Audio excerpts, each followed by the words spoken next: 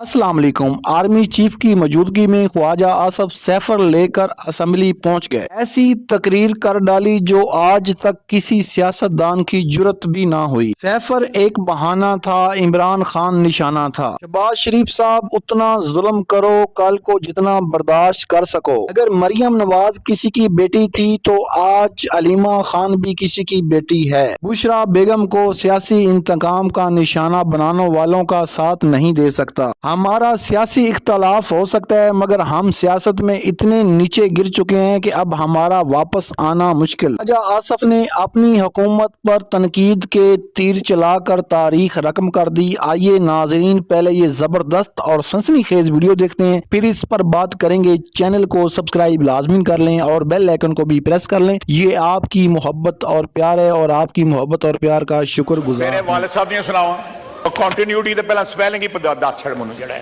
Continuity लगा रहेगा। करने वाली बातें ये ना करूं तो और कौन सी करूं। और तेरा खत्म पड़ा मैं।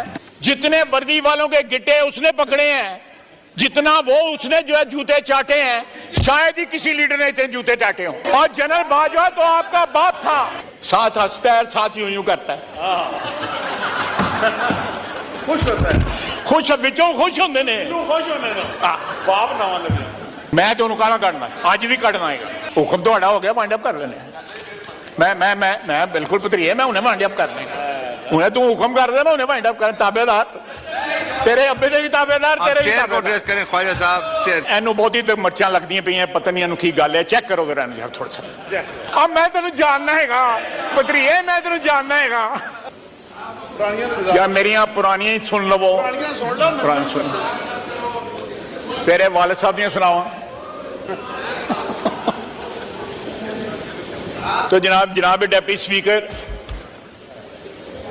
अगर ये इन्होंने बना ही लिया है, उन लीडर ऑपोजिशन मजबूरी है इनकी या जो भी है, तो कम से कम उनके माजी के झरोकों में झांक के देखें कि यहां पे नवाज शरीफ की कितनी तारीफें करते थे, शहबाज शरीफ की कितनी तारीफें करते थे, मुशर्रफ की कितनी तारीफें करते थे, शौकत अजीज की कितनी तारीफें करते थे। मैंने तारिक फजल साहब बैठे हुए थे, मैंने इनको कहा था यहाँ पोस्टर लगाओ मुख्तलिफ इलेक्शनों में जिन टिकटों के ऊपर उन्होंने इलेक्शन लड़ा हुआ।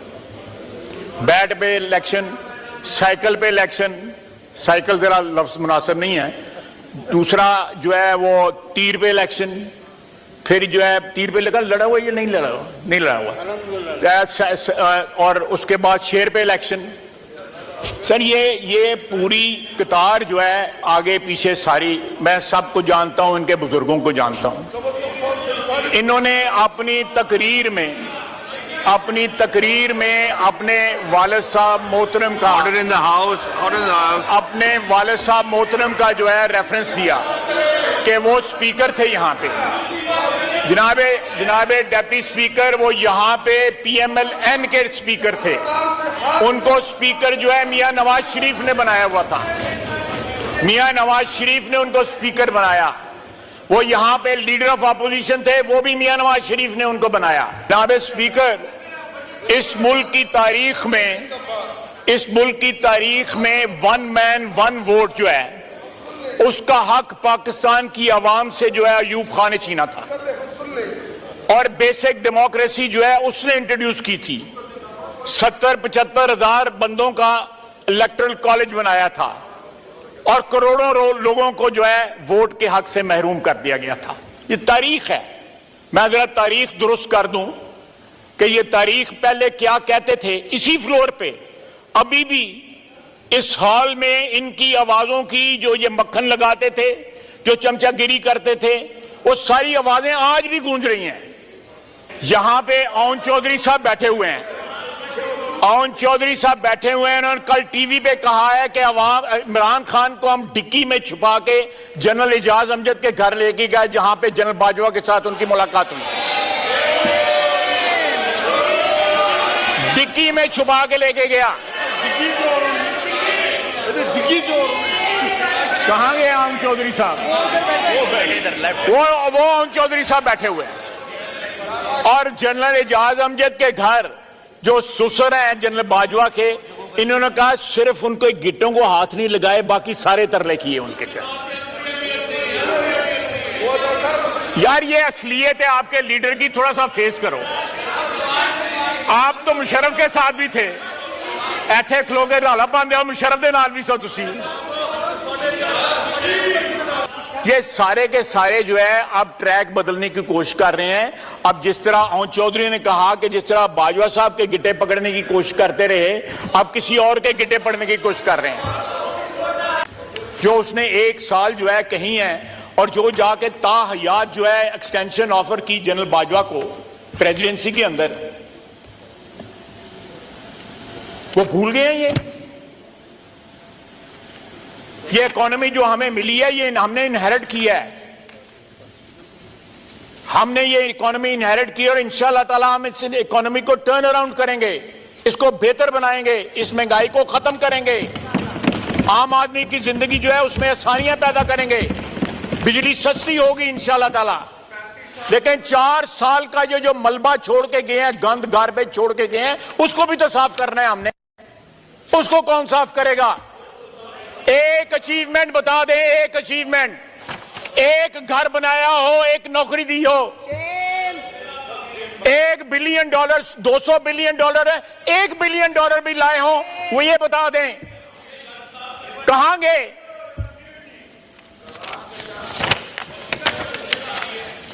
और कंटिन्यूटी तो पहला स्पेलिंग ही 10 छड़ मुझे जड़ा है, कंटिन्यूटी लगा रहेगा। ये कहते हैं ये ख़वातीन ऐसी जुबान इस्तेमाल करी, मैं सुन रहा हूँ, फिर बात में गिला नहीं करना आपने। ये कर रही है, कोई खबर सर ये जनाब डिप्टी स्पीकर एक और सीन क्रिएट करना चाहते हैं, जिस तरह आज से चंद हफ्ते पहले हुआ था। सर इन्होंने हमें कहा है कि एबटाबाद की रिपोर्ट जो है पब्लिश करें, और एबटाबाद रोड रिपोर्ट इनके दौरे हुकूमत में भी मौजूद थी, उस वक्त क्यों नहीं इन्होंने पब्लिश की? आज हमें कह रहे हैं। इधर ऐसे लोग बैठे हुए हैं, इस ऑनरेबल मेंबर्स बैठे हुए हैं, मुझे कोई इतराज नहीं है उनके ऊपर, लेकिन मैंने उनको टिकट लेके दिए हुए नवाज शरीफ से, मैंने लेके दिए हुए, मैंने उनकी सिफारिशें देखी हुई हैं, मैंने इनको मॉडल टाउन उनके घर में बैठे देखा है, ये सारे बैठे। आज इन लोगों को और हमारे पास, हम अपोजिशन में थे, वहां बैठते थे, हमारे पास आके जो है इमरान खान को गालियां देते थे जब हुकूमत थी। मैं नाम नहीं लेना चाहता, मजबूर करेंगे मैं नाम भी ले दूंगा। करने वाली बातें ये ना करूं तो और कौन सी करूं? और तेरा खत्म पड़ा मैं। इकराम, आप लोगों से मेरा एक सवाल है कि जो ख्वाजा आसफ साहब ये कह रहे हैं कि इमरान खान ने जनरल बाजवा के बूट चाटे और बूट पॉलिश की, क्या इन्होंने जनरल आसम मुनीर के बूट साफ नहीं किए? क्या ये जनरल आसम मुनीर के गोद में बैठकर नहीं आए? अपनी राय का इजहार कमेंट सेशन में ज़रूर करें, क्योंकि आपकी राय हमारे लिए बहुत अहम है। क्रॉस टॉक नहीं करें।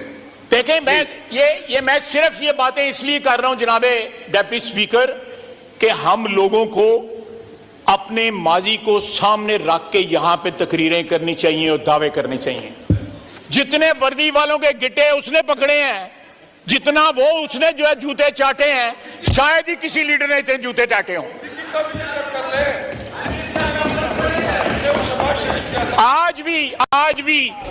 आज भी जो बार बार बयान दिए जाते हैं, कभी कोई बयान, कभी कोई 10 कदम आगे जाते हैं, 5 कदम पीछे आते हैं, फिर 2 कदम आगे जाते हैं, 1 कदम पीछे आते हैं। ये सिर्फ इंतजार में है कि इनको जो है कोई चीज डाली जाए ताकि ये बिजी रहें। और जनरल बाजवा तो आपका बाप था, आपका तो किधर गया है वो? शायद किधर गया है? और किधर गया है वो? माहौल ठंडा रखें। वो no cross talk. Shehryar Afridi ने कहा था ना, नो क्रॉस टॉक।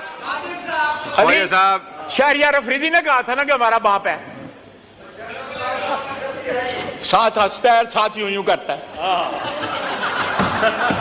खुश होता है, खुश विचों खुश होंगे ने, बाप ना लगे। आप देखें फिर बाप को गालियां देते हैं। फिर बाप को गालियां देते हैं। ये पता नहीं कैसी ट्रेनिंग है इन लोगों की। मैं तो उन्होंने गाला काटना, आज भी काटना आएगा, मैं आज भी गाला काटना। मैं लंबी बात नहीं करना चाहता, मैं इनके जवाब देना चाहता था। अगर इनमें थोड़ी सी शर्म या जो है, और मैंने जो जो कुछ इनको याद करा दिया है, तो ये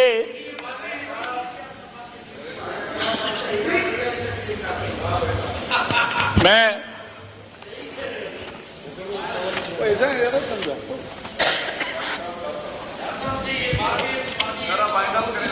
कर लेता हूं जनाब, हुक्म तो आड़ा हो गया, वाइंड अप कर लेने। मैं बिल्कुल पुत्री है, मैं उन्हें वाइंड अप करने, उन्हें तू हुक्म कर दे, मैं उन्हें वाइंड अप कर। ताबेदार तेरे अब्बे के भी ताबेदार, तेरे चेयर को एड्रेस करें ख्वाजा साहब, चेयर को एड्रेस करें। जनाब स्पीकर, मैं शुक्रगुजार हूं। No cross talk please.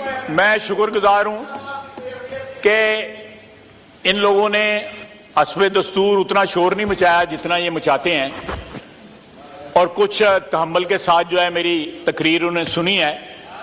मैंने एनू बहुत ही मर्चा लगती पई हैं, पता नहीं एनू की गल है। चेक करो जरा थोड़ा सा, चेक करो, बाकी ठीक ही ने, इको ही है जिन्होंने बहुत ही खुरखोरी है। ये इस ऐवान में इत्मीनान से अगर हम एक दूसरे की तकरीरें सुने जिस तरह हमने लीडर ऑफ अपोजिशन की सुनी है, तो एक तहम्मुल, एक बर्दाश्त, ये सारी की सारी आप में जो है वो पैदा होगा। हम सियासतदान जो हैं अपनी रेपुटेशन खुद खराब करते हैं। एक तो हम अपनी जो है वो वफादारियां बदलते हैं। सियासतदानों का सबसे बड़ा जुर्म है, डिप्टी स्पीकर साहब, मैंने जब से आपको सियासत में देखा, आप पीपल्स पार्टी में हैं, ये बैठे हुए हैं, ये पीपल्स पार्टी में हैं, मेरे पीछे लोग जो बैठे हैं, इनकी मेजॉरिटी, ओवरवेलमिंग मेजॉरिटी जो है वो पीएमएलएन की और नवाज शरीफ की वफादार हैं। इनमें 75% जो है बेवफा लोग हैं, 75% बेवफा लोग हैं, जिनके अभी तक पोस्टर कल लगा के हम यहां पे लगा देंगे आके।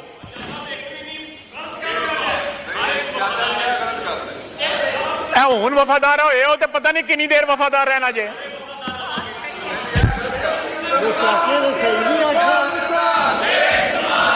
बात ना रही लाओ, अब मैं तेन जानना हैगा पत्रिये, मैं तेन जानना हैगा ये कितनी देर वफादार रहेंगे। ये तारीख भी आपको बताती है और मुस्तकबिल भी आपको बताएगा। बहुत बहुत शुक्रिया। कराम, आपने ख्वाजा आसफ साहब की गुफ्तगू सुनी। ख्वाजा आसफ ने इमरान खान को भी तनकीद का निशाना बनाया और अपनी हुकूमत को भी तनकीद का निशाना बनाया। ख्वाजा आसफ ने कहा कि जो लोग जर्नैलों के बूट साफ़ करते थे, जिन्होंने जनरल बाजवा के बूट चाटे, आज वही हमें बातें करते हैं। आप लोग पहले भी जर्नैलों के तरले करते थे, मगर आज भी आप जर्नैलों के तरले कर रहे हैं और जर्नैलों को आप कहते हैं कि आप मुदाखलत करके हमें हुकूमत दें। तो आपको पता है कि फिर जब ये लोग अपोजिशन में होते हैं तो ये जर्नैलों के ऊपर और फ़ौज के ऊपर तनकीद करते हैं, जो कि गलत है, और अपनी सियासत को चमकाने के लिए सियासतदान खुद ही इस्तेमाल होते हैं। नाज़रीन, पाकिस्तान में जो सियासत होती है ये सिर्फ इक़्तिदार की सियासत होती है, ये ऐवान में जाने की सियासत होती है और ये सरकारी प्रोटोकॉल लेने के लिए सियासत होती है। नाज़रीन, पूरी दुनिया में जो सियासतदान सियासत करते हैं वो आवाम के मफाद के लिए सियासत करते हैं, वो असूलों की सियासत करते हैं, वो अपने अपने मुल्क को तरक्की याफ्ता बनाने के लिए सियासत करते हैं। काश पाकिस्तान में भी कोई ऐसा लीडर आता जो पाकिस्तान को दुनिया का अजीम मुल्क बनाता। नाज़रीन, पाकिस्तान में 75 सालों से एक ही काम हो रहा है, कभी नून लीग आ रही है, कभी पीपल्स पार्टी आ रही है और कभी मार्शल लग रहा है। नाज़रीन, इस मुल्क के साथ जो खिलवाड़ हुआ है उसका हिसाब कौन देगा? आज मुल्क जो है वो कर्जे में डूबा हुआ है, इसका हिसाब कौन देगा? क्या कौन से पाकिस्तानियों के ऊपर इन्वेस्टमेंट हुई है? क्या पाकिस्तान इतना कर्जा लेकर क्या अमीर मुल्क बन चुका है? पाकिस्तान में हमेशा जो है वो इक़्तिदार का निज़ाम ही चलता रहा है, बादशाहों का निज़ाम ही चलता रहा है। अगर नवाज शरीफ थे, उसके बाद शहबाज शरीफ आ गए, शहबाज शरीफ के साथ बाद मरीम नवाज आ जाएंगी, और पीपल्स पार्टी में पहले बेनज़ीर भुट्टो थी, फिर आसफ अली जरदारी आ गए, फिर आसफ अली जरदारी के बाद बिलावल भुट्टो, फिर आसफा भुट्टो। नाजरीन, हम लोग इनके बच्चों की भी ग़ुलामी करेंगे।